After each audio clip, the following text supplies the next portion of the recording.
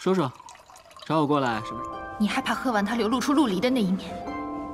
Yurong meminta agar Loge tak perlu khawatir dengan Li Xiao. Loge kali ini tak berniat menghentikan Li Xiao pergi. Dan Li Xiao setelah 2 hari mengkultivasi, akhirnya pohon Weirui sudah tumbuh. 草种不出来就不种了呗。现在仙居也容不下你。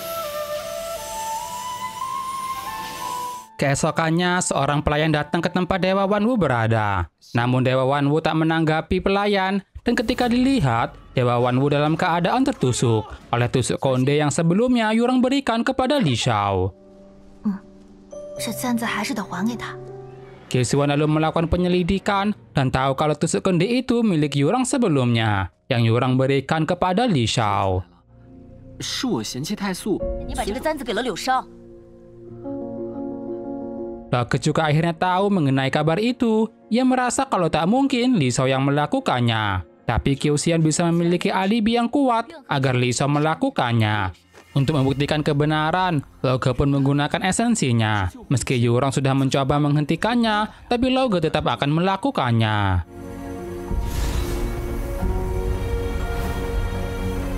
Pohon Weirui juga akhirnya sudah tumbuh. Kini Li Xiao akan menyerahkan sisanya kepada Wan Sui. Dan mereka pun akhirnya berpisah kembali. 看这些负心人，我也不舒服。 那 Saat akan pergi, Li Xiao dihentikan oleh Loge dan diberitahukan kejadian yang menimpa Dewa Wanwu. Karena itu, Qixuan pun menginterogasi Li Xiao di sana. Li Xiao tetap akan tenang dan yakin jika Loge akan percaya kepadanya. 起码的信任总该有吧。 Kemudian, Dewa Wanwu akhirnya terbangun. Meski hal ini menghabiskan banyak esensi Loge, tapi Loge merasa ini layak demi menyelamatkan gurunya. Setelah itu, Dewa Wanwu memberitahukan kalau pelakunya Li Xiao, di mana saat itu Li Xiao datang ke tempatnya dan membahas mengenai soal hubungannya dengan Luli di masa lalu. 就是要和您说，这洛歌上仙卢生令陆离来接近我，有了他的容貌，他的心。 Di saat Wanwu lengah, disitulah Li Xiao menusuknya. Dari esensi Dewa Yaoli yang ia rasakan, Wanwu yakin itu Li Xiao. Bahkan Wanwu sampai berani bersumpah atas kesaksiannya itu. Loge awalnya merasa kalau hal ini tak mungkin, tapi Wanwu meyakinkan kalau Li Xiao sudah dibutakan. Ternyata semua itu adalah ulah dari Bai Feng. Di mana saat Li Xiao dan Loge pergi ke istana air, Fu Chun mengambil esensi Dewa Yaoling pada tubuh Li Xiao ketika tidur. Dan dengan itu, Bai Feng jadi tidak ketahuan. Fu Chun melakukan ini karena Li Xiao yang sudah membuat Hena jatuh cinta kepadanya.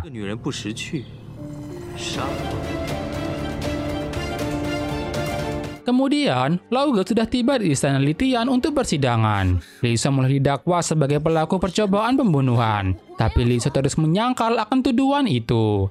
不是我。怎么？你们仙居冤枉了人？ Li Xiao padahal tak tahu apa yang sudah terjadi. Dan tak ada seorang pun yang mendukung Li Xiao di sana. Hingga para peri juga sudah tak menghormati Li Xiao lagi. Dan memaksa untuk Loge menjatuhkan hukuman kepadanya. Namun sebelum itu, Loge melakukan interogasi kepada Li Xiao. Bagi Li Xiao, apapun yang akan ia katakan, Loge tak akan mempercayainya. Karena itu Li Xiao akan dihukum dan esensinya akan diambil. Li Xiao sudah tahu hukuman apa yang menantinya. Ia menanyakan ke Loge apakah ia mempercayainya atau tidak. Karena Luli pasti akan selalu mempercayainya. Namun Loge memilih untuk mengabaikannya.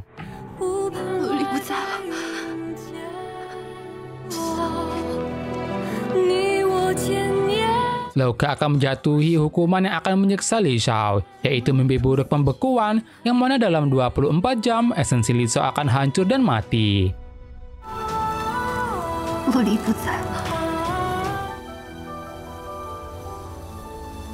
Kabar hukuman itu sudah sampai ke Fu Chun dan Bai Feng. Kini giliran Fu Chun meminta Bai Feng untuk membantunya, yaitu untuk Bai Feng mendapatkan bidang bulan untuknya, yang akan Fu Chun gunakan untuk menghancurkan menara 4 musim. Dan jika tidak setuju, maka Fu Chun akan mengadukan Bai Feng.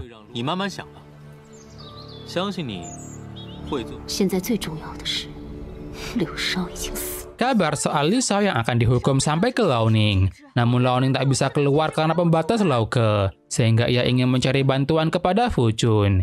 Fu Chun diminta untuk mempelajari salah satu teknik agar bisa membuka pembatas di rumahnya. Fu Chun meyakinkan kalau akan bisa memecahkan pembatas itu. Namun di kesempatan itu, Fu Chun mulai menjalankan rencananya.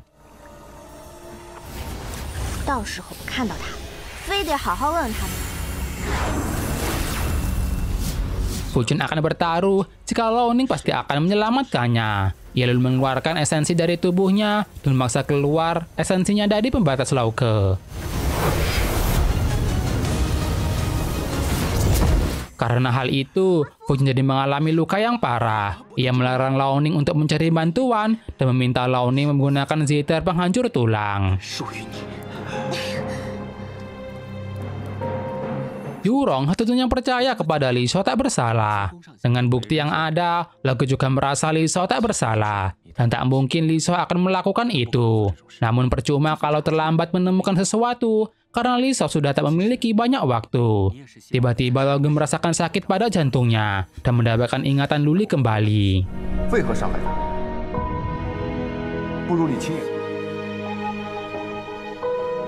Luli, 带我回家。 就算我不相信自己的眼睛和耳朵。 Lauke memberitahukan kalau ia melihat kenangan Luli yang mengatakan kalau Luli percaya kepada Li Shao. Karena itu ia juga akan percaya kepada Li Shao. Di saat itu, Wan Sui datang ke sana untuk menemui Lauke dan menyampaikan pesan yang ditinggalkan oleh Li Shao, yaitu sebuah pohon Wei Rui yang sudah Li Shao tumbuhkan selama 3 hari. Melihat itu, Lauke jadi tahu semua yang Li Shao katakan di persidangan benar adanya. 阴阳交织，水火不容。昨天晚上都在后山。 Wan Sui menjelaskan kalau waktunya Li Shao tidak habis, maka Li Shao pasti akan menyerahkannya sendiri. Ia bahkan sudah sampai akan mati saat itu, yang membuat Lauke jadi sadar akan kesalahannya.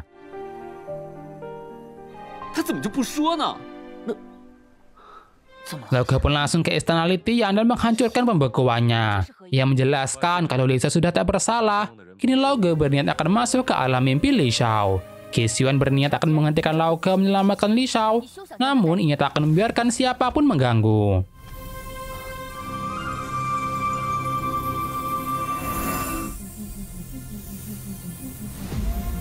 Di alam mimpi, Li Shao tengah menarik sebuah perahu. Lauke yang datang ke sana berusaha menyandarkan Li Shao, tapi Li Shao masih terus saja menjalani siksaannya. Hingga Lauke dengan paksa memutuskan tali itu.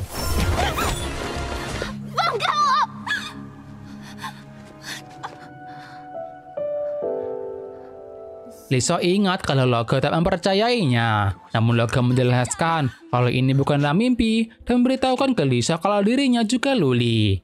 Li Shao pun senang mendengar itu, namun ia tahu kalau bersamanya hanya akan menyakitinya.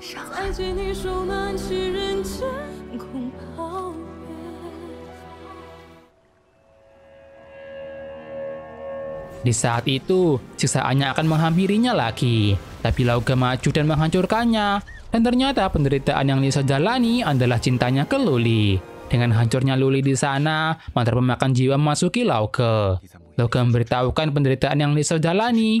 Li Shao tahu akan hal itu, dan tahu kalau itu juga sia-sia. Karena hanya Luli saja yang percaya kepadanya. Tapi Lauke membantah dan memberitahukan kalau ia juga percaya. Ia tahu Luli penderitaan Li Shao, dan Luli juga isi hati yang takut Lauke hadapi. Kini Lauke berniat akan menerima semua itu.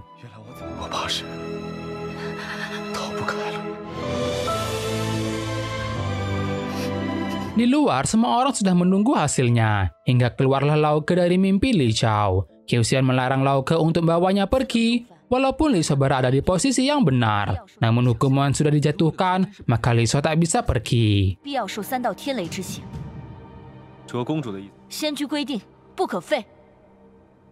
Lauke bersedia akan menerima hukuman menggantikan Li Shao. Dan setelah itu, tak boleh ada yang mengganggunya. Lauke meminta agar Qixuan tak perlu sungkan kepadanya.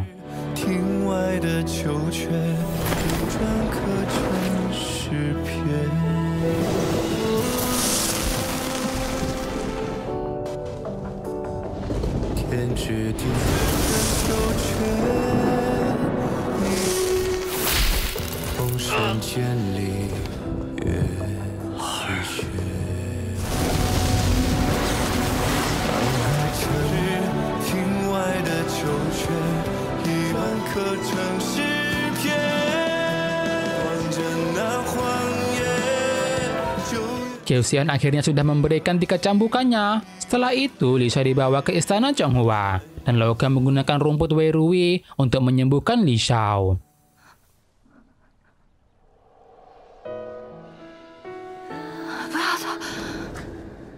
Lao Ge mengingat akan dirinya ketika di alam mimpi, di mana ia akan mempercayai Li Xiao kali ini dan tak akan melepaskan Li Xiao lagi. Namun sebagai tuan peri, Lao Ge harus menanggung kesepian ini. Kemudian datang Wan Sui ke sana untuk melihat Li Xiao. 哎，上天，柳蛇怎么样了？有药香陪着，它还能好得快一些。那你快去。 Sementara itu, Lao Ning berhasil memanggil siternya. Namun siter itu kekurangan 1 buah senar. Fu Jun memberitahukan untuk menggunakan rambut Lao Ning. Dan melihat Fu Jun terjatuh di sana, Lao Ning semakin bertekad akan menyelamatkannya. 会救你的。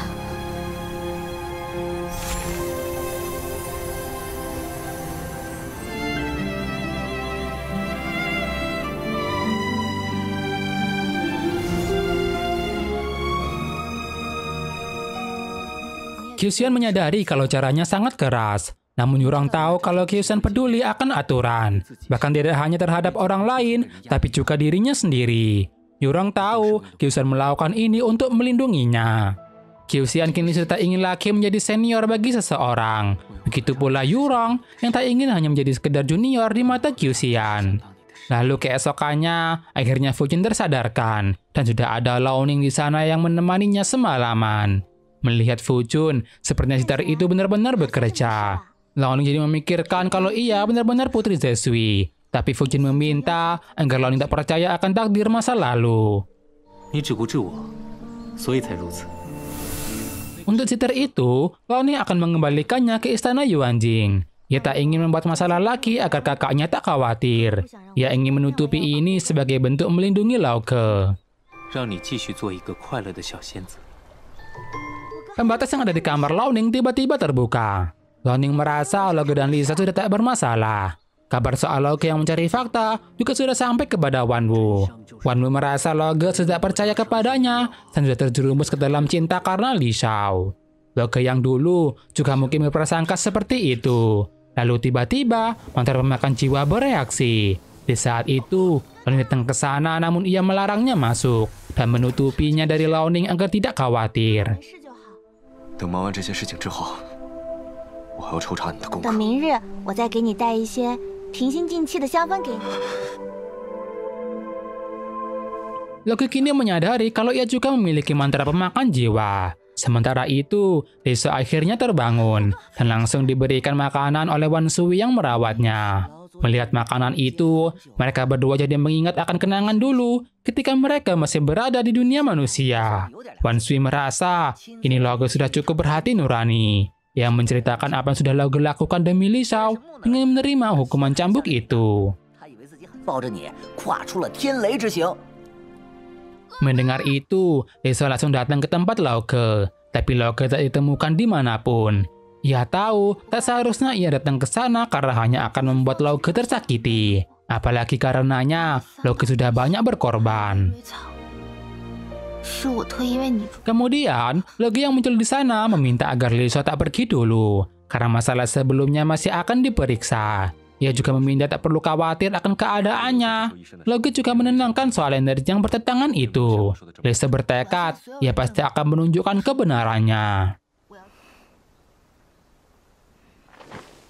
Li Xiao menyarankan agar menjadikannya umpan, tapi Lao Ge menolak. Li Xiao merasa mungkin ada yang membenci Dewa Wan Wu, tapi Lao Ge merasa orang ini sangat membenci Li Xiao. Ia kemudian memberikan lonceng untuk Li Xiao yang akan mengawasi setiap pergerakannya kelak. Agar lonceng itu berguna, Li Xiao diminta untuk tinggal di rumahnya. Sementara itu, Wan Sui menenangkan Lao Ning agar tak perlu khawatir. Lao Ning juga paham kalau kakaknya hanya ingin ia tak cemas. Sebelum pergi, ia meminta agar Wan Sui menyampaikan pesan ke Li Xiao agar menjaga kakaknya dengan baik.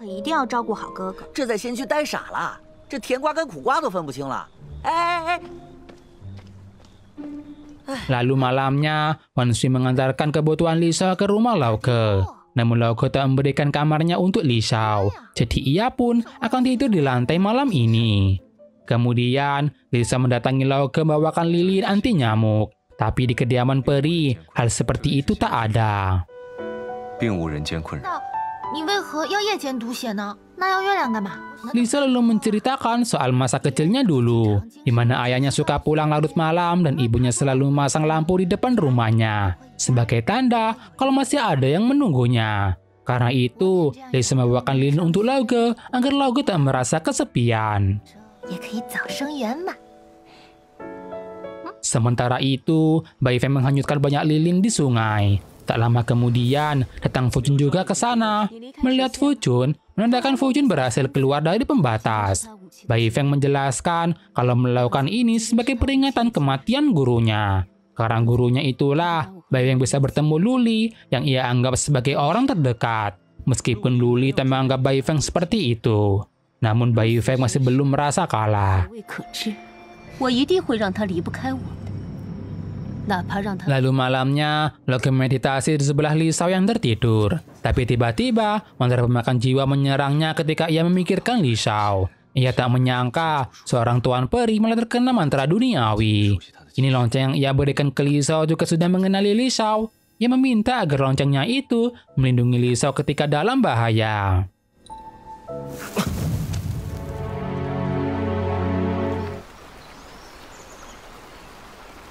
Keesokannya, Lisa mengkultivasi loncengnya lagi. Dengan adanya itu, Lisa merasa Lauke selalu di sisinya.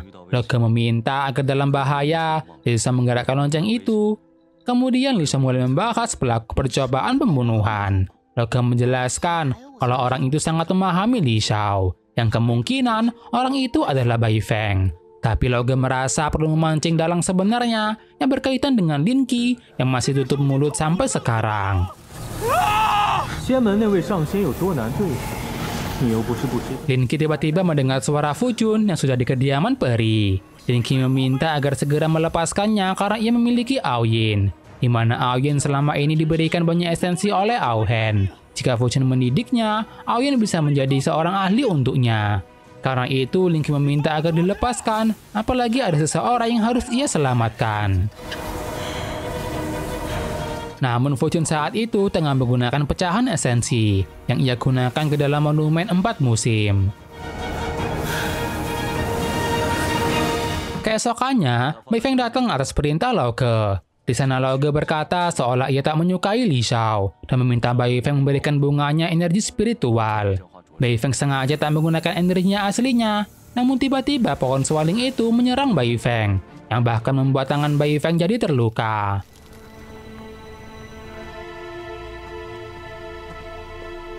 Bai Feng pun langsung menceritakan soal itu ke Fujun. Pohon sualing seharusnya menyerap elemen siluman.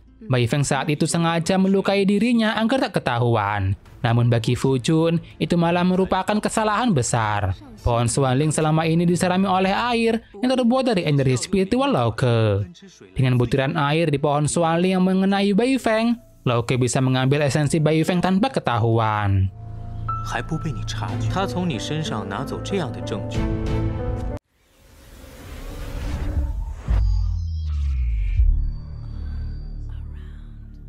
Fujun memberitahukan apa yang sudah terjadi dan merasa Lauke sudah mengambil energi spiritual Bai Feng. Kemungkinan Bai Feng sudah ketahuan sebagai tersangka. Saat ini, Lauke tengah berada di istana air. Lauke datang ke sana untuk memastikan esensi yang sudah ia dapatkan. Dengan kekuatan dari Hena, Lauke bisa tahu kalau esensi itu milik Aohen, yang kemungkinan berhubungan dengan kekacauan yang terjadi di dunia siluman. Dengan ini, Lauke berhutang budi kepada Hena. Hena meminta balasan agar Lisa dikembalikan. Tapi bagi Lauke, Lisa bukanlah milik siapapun. 听闻那人在何来归还之说？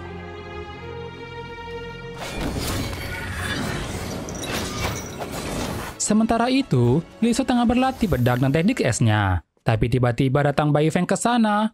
Lisa memperingati agar Bai Feng tak sembarangan menyusup. Dan terjadilah perkelahian di antara mereka.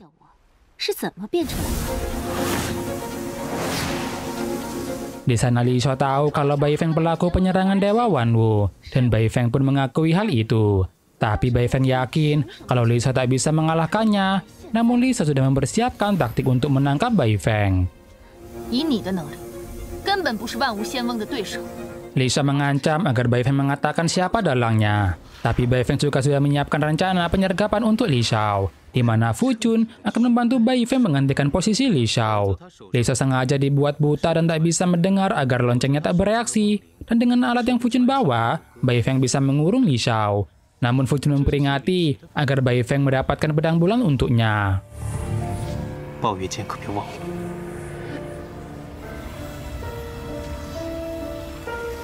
Setelah Fu Chun pergi, Bai Feng pun mengembalikan indera Li Shao. Ia kemudian mengambil esensi Dewa Yaoling darinya. Setelah itu, Bai Feng pun berubah menjadi Li Shao dan mengurung Li Shao ke dalam kendinya. Dan dengan begitu, hanya akan ada satu Li Shao di kediaman peri. Lao Ge mendapatkan reaksi bahaya dari loncengnya. Ketika datang, Lao Ge melihat Li Shao usai bertarung dengan siluman dan mengaku sudah mendapatkan bukti tentang Bai Feng. Dengan memanfaatkan wujud Li Shao, Bai Feng bisa menyuruh Lao Ge melakukan apapun tanpa dicurigai. Bai Feng lalu mengingat akan rencana yang diberikan oleh Fu Chun, yang mana cara ini bisa mengelabui Lao Ge tak menyadari keaslian Li Shao. Dengan itu, Bai Feng mencampurkan esensi Yaoling ke minumannya dan membuat Lao Ge meminum minuman itu. Sehingga Lao Ge tak berdaya dan baru menyadari kalau itu Bai Feng. Dan dengan ini, Bai Feng bisa mengendalikan Lao Ge.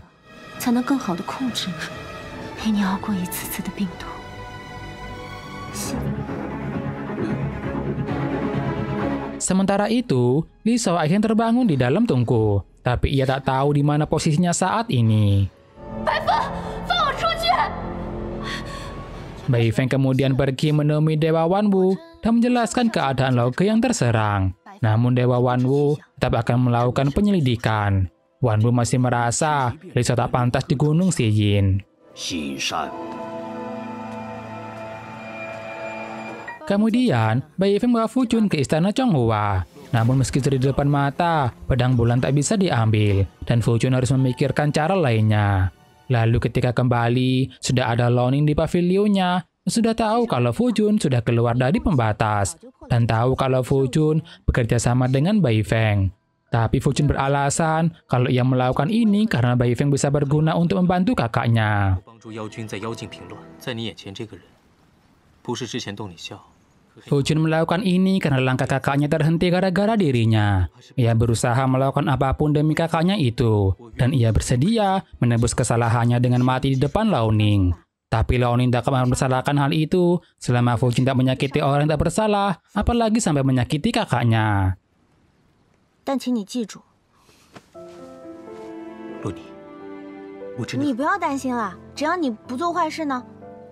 Kini keinginan Bai Feng sudah tercapai. Ia lalu mengeluarkan kendi pengurung itu dan membiarkan Li Shao melihat Lao Ge di tangannya. Bai Feng meyakinkan kalau Lao Ge akan jatuh kepadanya. Tapi bagi Li Shao, tiruan selamanya akan jadi tiruan. Karena itu Bai Feng berniat akan membunuh Li Shao di sana dengan membakarnya menggunakan iblis api.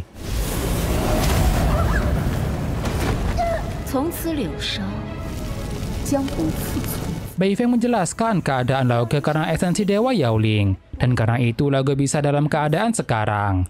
Kemudian datang Yurong untuk menemui Lao Ge, tapi Bai Feng keluar sebagai Li Shao menghentikannya. Melihat sikap Li Shao, Yurong pun merasakan kecurigaannya.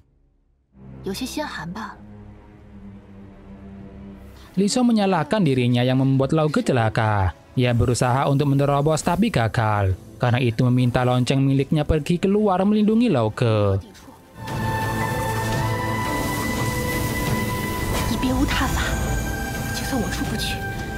Dengan kembalinya lonceng itu, Lao Ge bisa mendapatkan kesadarannya kembali dan bisa menggunakan teknik es untuk bisa keluar. Tapi tak lama kemudian, Bai Feng sudah kembali ke sana. Melihat lonceng itu, ia mengira Lao Ge tak benar-benar peduli ke Li Shao. Namun dengan begitu, Lao Ge bisa tahu keberadaan Li Shao. Tapi sayangnya Lao Ge tak bisa menerobosnya. Di keadaan sekarat, Li Shao menyampaikan harapannya untuk Lao Ke dan juga keinginannya untuk melihat Hena menjadi Raja Siluman.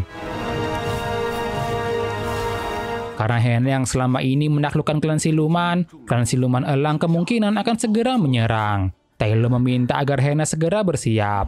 Tapi Hena mendengar pesan terakhir Li Shao dan langsung pergi karena tahu Li Shao dalam bahaya.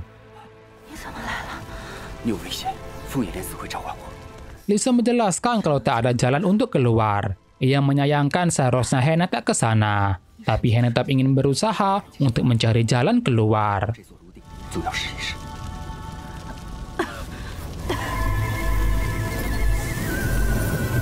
Bai Feng merebut lonceng Lao Ke dan melemahkannya. Hena juga sudah dalam keadaan yang bahaya. Di saat itu, Tai Lo sudah menyiapkan pasukan untuk bersiap hingga datang siluman elang menyerang. Dengan pasukan yang dimiliki, Tai Lo tak sanggup untuk menahan. Dan Fu Jun juga menyadari akan bahaya yang klannya hadapi.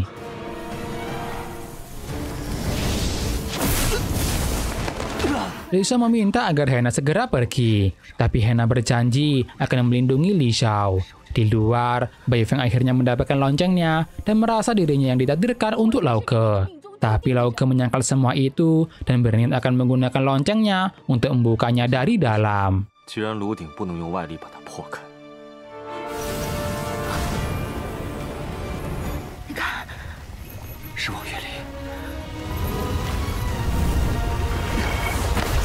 Dengan Hena dan Lao Ke, tunggu itu akhirnya hancur. Bai Feng ingin menyerang lagi, tapi datang Yurang menghentikannya. Ia meminta agar Lao Ke segera mengobati lukanya, sementara ia akan menemani Li Shao mengejar Bai Feng.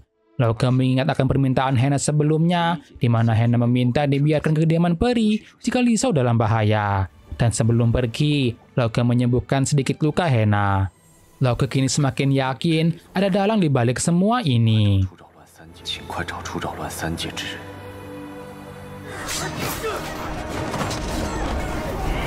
Di istana air, kan air sudah tak sanggup lagi untuk menyerang. Hingga datanglah Hena ke sana menghentikan pertarungan. Tapi ketua klan elang menyerangnya dari belakang. Dengan kekuatan yang tersisa, Hena masih bisa menundukkan mereka.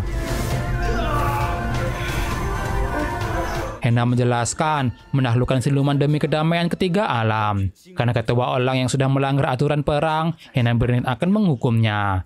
Tapi ketua elang sudah bersiap untuk mati melawan Hena. Dan setelah kematiannya, ia menyerang Hena dengan darahnya. Dan dengan begini, akhirnya ketua elang mati dan Hena menaklukkan ketiga klan siluman.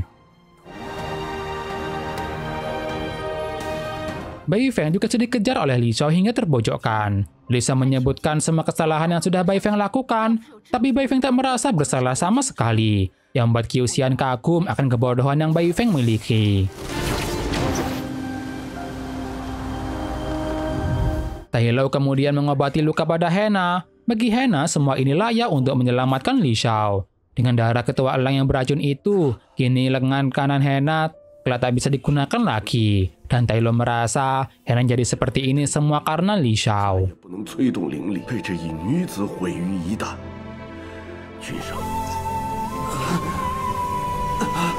Setelah beberapa hari, Li Shao melihat Lao Ke masih meditasi. Ia merasa mungkin tak sebaiknya di sisinya.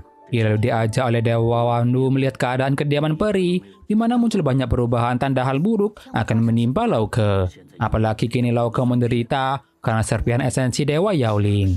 Karena itu, Li Shao pun mengembalikan loncengnya dan berniat untuk pergi, tak ingin menjadi hambatan bagi Lao Ke.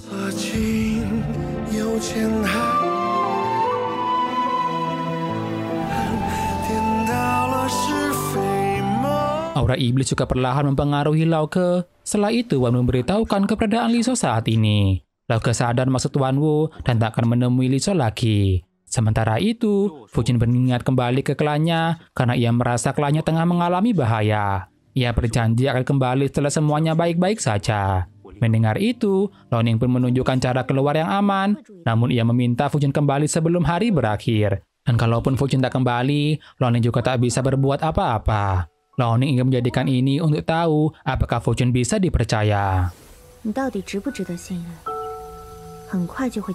Sementara itu, beberapa peri turun mencari Bai Feng, tapi mereka tak berhasil menemukan apapun. Mereka yakin kalau Bai Feng mungkin sudah mati, tapi Yurong tak percaya begitu saja dan meminta terus mencari petunjuk.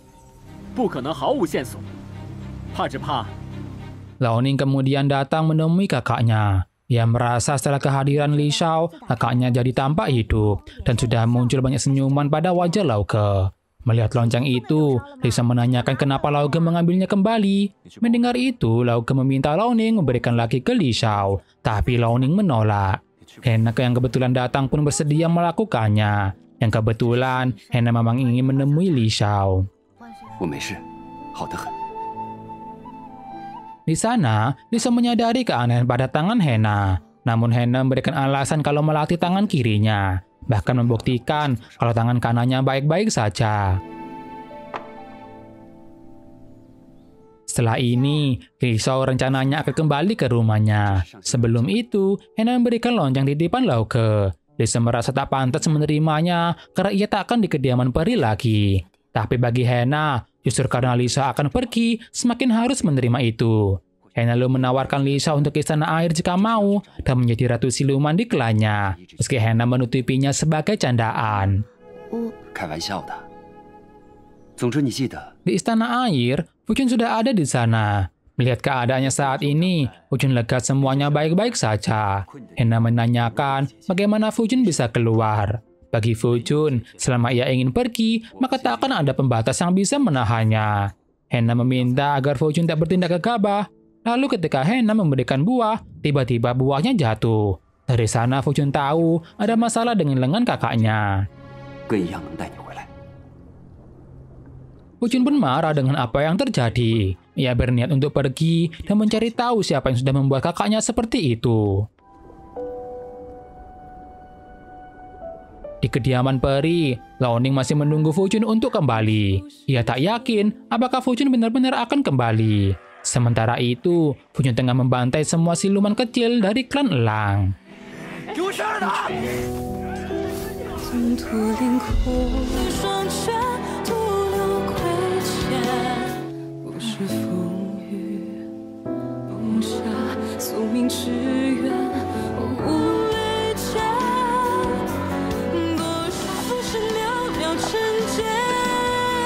Fuchun akhirnya sudah membantai mereka semua. Liaoning juga sudah merasa Fuchun tak akan kembali. Tapi tiba-tiba muncul Fuchun di sampingnya meski datang terlambat. Ketika Fuchun memberikan buah yang ia bawa, Liaoning melihat luka itu dan langsung merawat lukanya Fuchun. Ia meminta agar Fuchun tak berkelahi lagi nantinya. Liaoning lalu menanyakan apakah Fuchun menyukai buah jeruk. Fuchun pun menceritakan saat kakaknya menderita karena mutiara api, ia melihat kakaknya memakan buah itu. Karena itu ia mencari kebun dan memaksa para petani menanam jeruk yang membuat Hena jadi marah. Dan Hena malah mengira kalau Fuchun sangat suka memakan jeruk. Kemudian, Fuchun menanyakan keadaan Lauke ke Liaoning. Liaoning menceritakan kekacauan yang terjadi serta kedatangan Hena yang menyelamatkan Li Xiao. Mendengar itu, Fuchun pun jadi marah dan merasa semua ini karena Lauke dan Li Xiao. Lalu tiba-tiba muncul sosok Dewa Yue Guang di hadapan Fuchun. Fuchun pun langsung mengenalkan siapa dirinya dan bersedia untuk membantu Dewa Yue Guang asal bisa mengangkat kutukan pada klannya. Namun sebelum itu, Dewa Yue Guang mengambil sedikit tenaga Fuchun.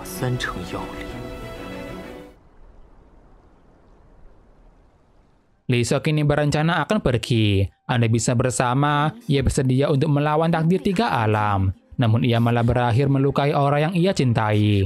Karena itu, perpisahan ini tak bisa dihindari. Begitu pula Lauke, andai saja tak ada tanggung jawab ini, mungkin semuanya akan berjalan dengan baik. Tapi tiba-tiba, iblis dalam monumen 4 musim keluar dan mulai mempengaruhi hati Lauke, yang tak bisa mengungkapkan perasaannya kepada orang yang dicintai. Iblis itu meyakinkan kalau Lauke tak akan bisa mendapatkan apa yang iblis itu dulu tak bisa dapatkan. Dan apa yang menimpanya dulu juga akan menimpa Lauke.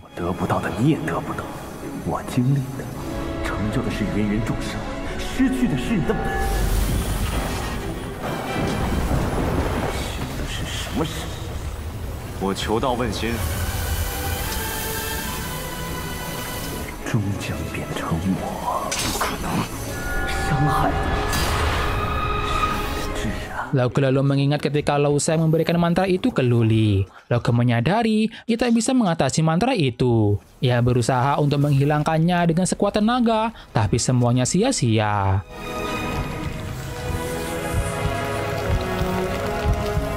Keanehan terjadi di langit di kediaman peri. Semua peri juga melihatnya, bertanya dari sesuatu kepada Lauke.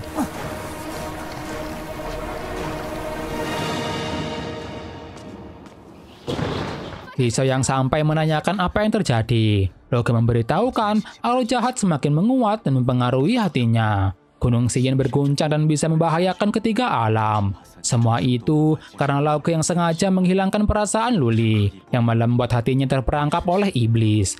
Karena itu, Lauke berencana akan menjalani ujiannya sekali lagi, karena ini merupakan tanggung jawabnya. Namun Li Xiao memilih untuk mengikuti Lauke.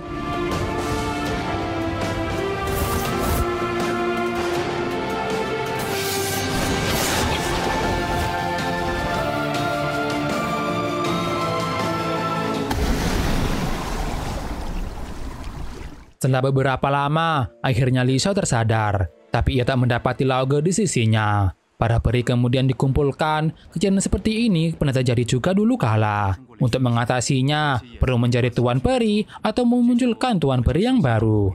Namun jika Lauke bisa mengatasi iblis dalam hatinya, Lauke bisa kembali jadi lebih kuat. Lalu ada laporan di mana monumen semakin parah. Wan Wu dan Kieu Xian langsung datang ke sana, dan ketika penguasa istana itu bersama memasang penghalang. Namun serpihan iblis dari monumen keluar dan pergi ke tempat Ling Qi untuk merasukinya.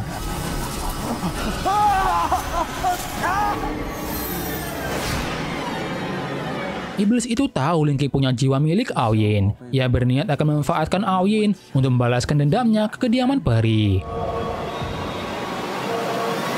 Sementara itu, setelah berbulan-bulan, Li Xiao terus mencari keberadaan Lauke, tapi ia tak menemukannya dimanapun. Hu Jun kagum akan apa yang sudah Dewa Ye Guang lakukan, tapi di sana ia melihat Lao Ning yang gelisah karena kakaknya menghilang. Hu Jun meminta agar Lao Ning tenang dan menunggu kabar baik, tapi Lao Ning berniat ingin mencarinya sendiri. Perbaikan monumen juga sudah membaik saat ini, tapi jika Lauke tak kembali, keadaan semakin memburuk, dan iblis dalam monumen bisa mengacaukan ketiga alam lagi. Yurong menyarankan menggunakan segel darah yang dimiliki oleh Li Xiao untuk bisa menahan sementara waktu. Sedangkan Li Xiao sampailah di sebuah kota. Di sana ia menemukan petunjuk adanya seseorang yang aneh di Sungai Bulan, tempat di mana Li Xiao dulu menemukan Luli.